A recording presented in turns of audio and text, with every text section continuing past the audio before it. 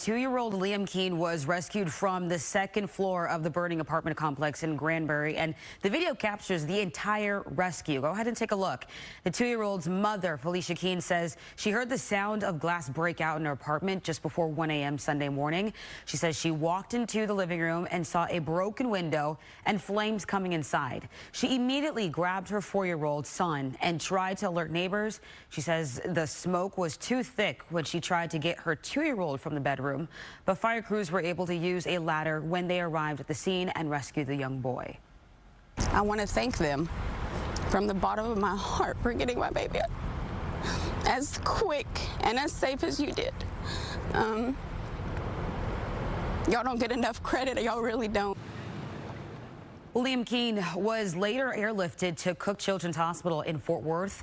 The mother says her son's chest x-ray and blood work came back good, but he does have some carbon monoxide poisoning. Now, the family lost almost everything, including their apartment. 15 other people were displaced due to the fire, and the cause of the fire is still under investigation.